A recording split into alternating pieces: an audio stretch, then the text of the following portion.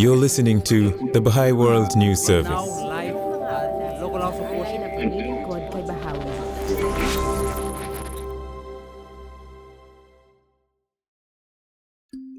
In this episode, we are joined by participants from the Democratic Republic of the Congo in a series of consultations held at the Baha'i World Center on the topic of how communities across the globe are learning to better serve the needs of their societies. We hear from Capitaine Mbasu, an auxiliary board member. Regardless of religion, everyone is welcome to pray. Izat Abumba, a member of the Board of Counselors in Africa. We are part of a community when we do something for that community. Badi Barhigenga, a traditional chief of Chanjavu village. There is now a spirit emerging of selfless service. Amelia Mujinga, a member of the Board of Counselors in Africa. How do we observe this spiritual transformation in this village? Shogi Irenge, a teacher in a community school in Chanjavu. We can say that the children have now become the teachers of others. And Shanslin Zawadi, a member of a national Baha'i agency. You will find that men and women are all engaged in the entire process. Together, they reflect on the transformation of Chanjavu village in South Kivu province in the Democratic Republic of the Congo, exploring how the community has drawn on both spiritual principles and practical action to address its challenges. From the Baha'i World News Service, this is In Conversation, a collective exploration of the practical application of Baha'i principles to the building of peaceful societies. Nous pouvons réfléchir autour de cette table sur les différentes. We can reflect around this table on the different ways we observe the changes in our communities, and also since we have the moral and spiritual educational tool, which we call the Training Institute, that has helped us develop several capacities in our efforts to contribute to social transformation. I will just share a little story from a village. The village itself is named Chanjavu. It is in the South Kivu region. This village, for a long time, had experienced problems with children's education. And once, after studying some books from the Institute, its protagonists came together to think about how they could solve the education problems in their village. So, they discussed ideas to start a community school, a school that would begin to educate the children of all the villages in general. This school started with these friends' ideas, but after a while, the school only lasted 5 years and collapsed because the friends who initiated the school did not have the necessary means to allow the children to be educated for free. So the teachers were demotivated and they all left the school because they went to look for places where they could start finding sufficient means to support themselves. But one day, in a community meeting, where all the village members gathered to start evaluating their children's education, they came to the topic of how the children are now starting to no longer attend school because the other schools are located in such distant places they do not have easy access. When it rains, the children have difficulties crossing distances to go attend their studies elsewhere. The community felt these problems, and they consulted to see how they could address these issues with the education of their own children, and that's when the idea came up.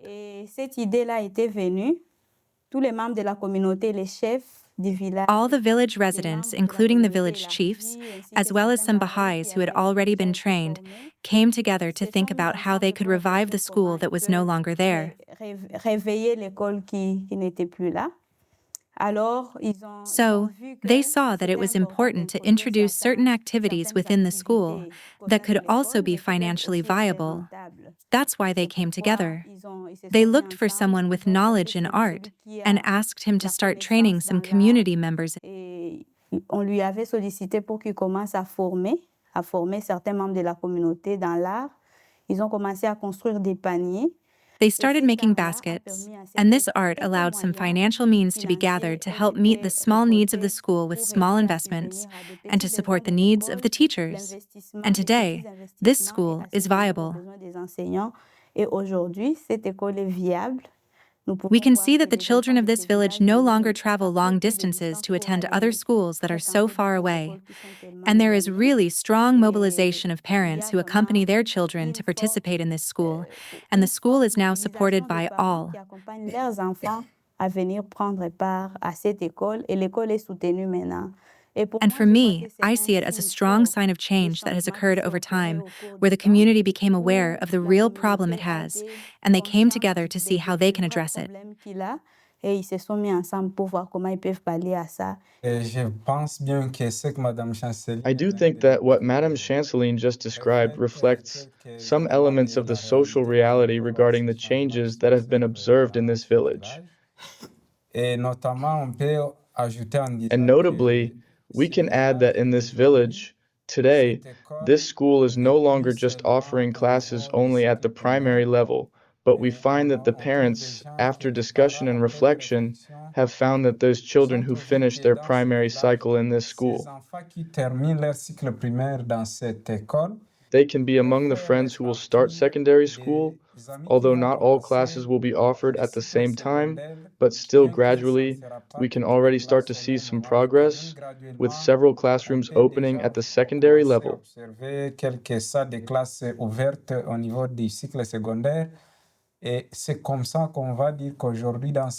And that's how today in this village there is already the 7th year, 8th year of basic education, in which we have an already growing number of students developing.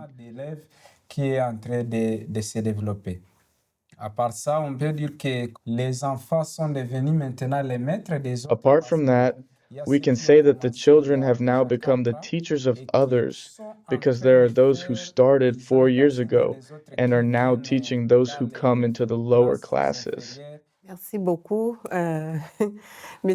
Thank you very much, Mr. Shogi.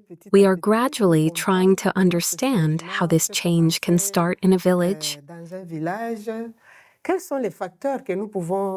What are the factors that can serve as elements to show the difference in this education and increasingly contribute to the transformation of children, parents, and even the teachers who give the courses?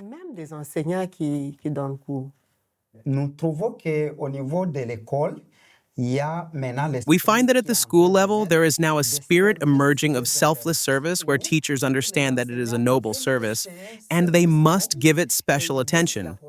And there they rise to help these children to be educated. The first goal now becomes how they are contributing to improve the quality of education. And also, they are now receiving additional support, since we find that what also promotes change is not only the inhabitants themselves, but when there is also external support at some point, especially in the field of development.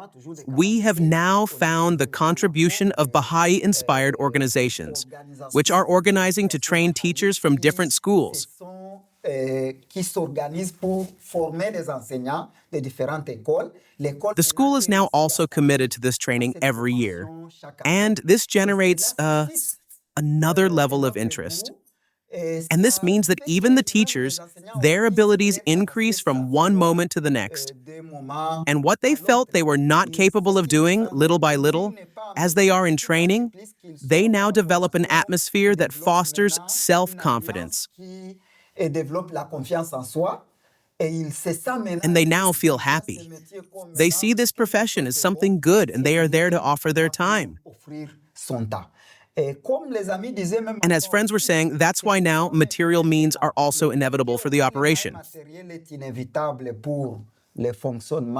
They thought about how to now create an environment that could facilitate to find the means at hand for the operation, the chalks, pens, notebooks, and other needs. And that's where they already introduced artistic activities. But beyond artistic activities, they saw that education must be complementary and also through meetings between teachers and parents.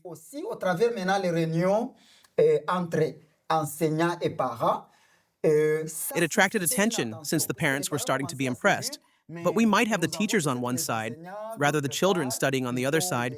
But we see now how teachers are committed, how they are involved in this field. It sparked interest.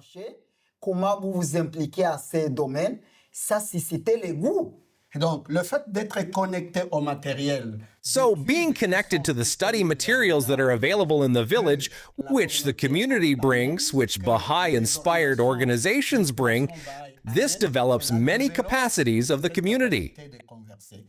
And I remember recently we were talking a bit, but we reached a point where we asked ourselves, but the adults, the elderly, what is their place in community building? I recall a lady, a grandmother, saying, "So even I myself can serve the community?" We are part of a community when we do something for that community. And when this mother understood the principle of service, meaning that even for someone elderly, I can still do something for my community, this mother surely said, "Okay, in my mind, I still have some prayers that I memorized when I was a young girl."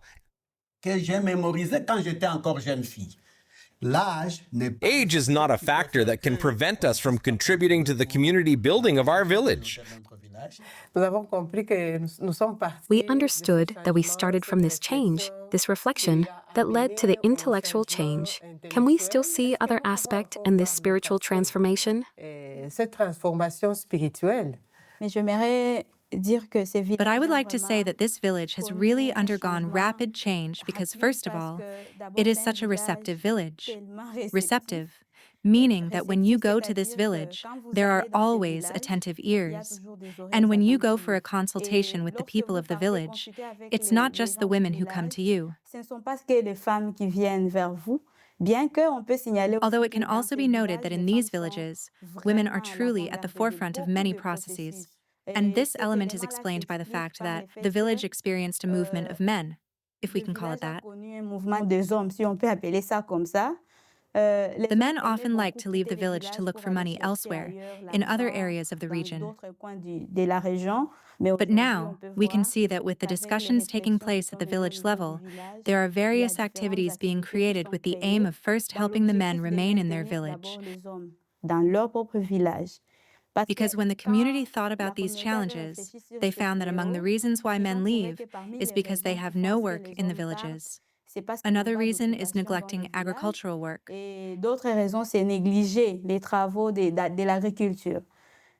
But the big struggle was that the Baha'i local spiritual assembly, as well as the village leaders, really consulted with the community to show the importance of agriculture in these villages, which is a main activity. And so the men understood that they really had a place to come and also contribute to this activity. And they began helping the women. And today, when you go to Chanjavu, you'll find that both men and women are all involved in every process. Thank you very much. Can we talk about the devotional aspect of this village? How do people organize themselves for prayer? For example, we talked a lot about other aspects, but prayer, for example, in the village of Chanjavu, how does it happen? I recall that 10 years ago, there was only one part of the village that began with devotional gatherings and morning prayers that they held on a rotating basis. And the devotional meetings helped them to be able to make individual action plans and so on. They continued like that. So they would first meet in the devotional meeting and think about the problems of their environment and how they can help contribute And also by turning outward to invite others to join them. And then they found that the community was really struggling with agriculture because the soil does not produce. And then the Baha'i community that was there at that time began to consider how to integrate the program of social action toward environmental action. They started by first looking for ways to make the soil fertile. I saw when I was there the diversified plants, the high-yield crops, etc. I even saw the natural fertilizers that they had made, and they called the entire community to come and see.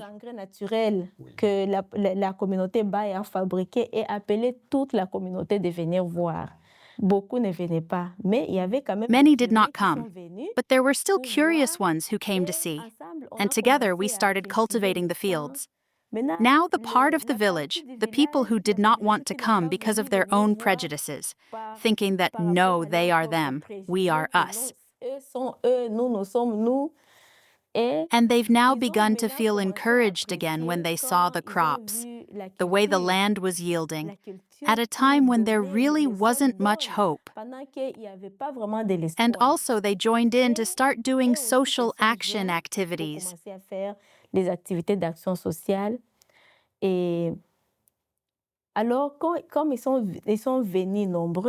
And so they came in large numbers. And since they knew that they could not perform material activities without combining them with the spiritual activities, we encouraged that every time they come to think about how we can develop our environment. We start with a devotional meeting, beginning by reading sacred writings to benefit from spiritual guidance.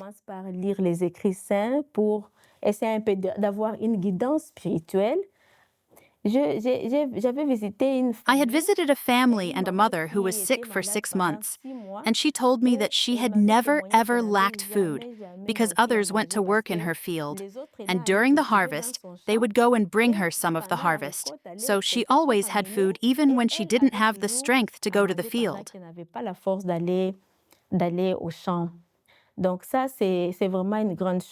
So that's really a big thing.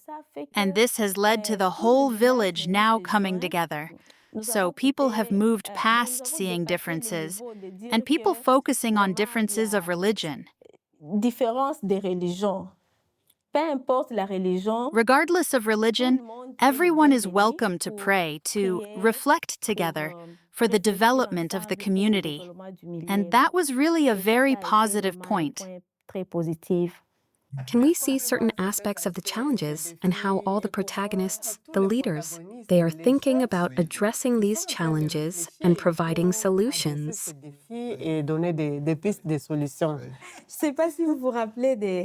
I don't know if you remember recently when there was a natural disaster at the school. How did the parents come together to help the school? Because there had been heavy rain that hit the village and managed to carry away the roofs and parts of the structure of the school. We clearly remember that there was also a strong mobilization from the parents who were worried, those who were the most worried actually, to help the school recover its form. The parents really contributed to get the school quickly repaired, and so that classes could resume. I'm not sure if you remember this touching story. Thank you very much for mentioning this. When this disaster happened, really the school was destroyed, and the roof, the walls, really everything was buried. And immediately a meeting was convened with the parents and with the input of the local leader.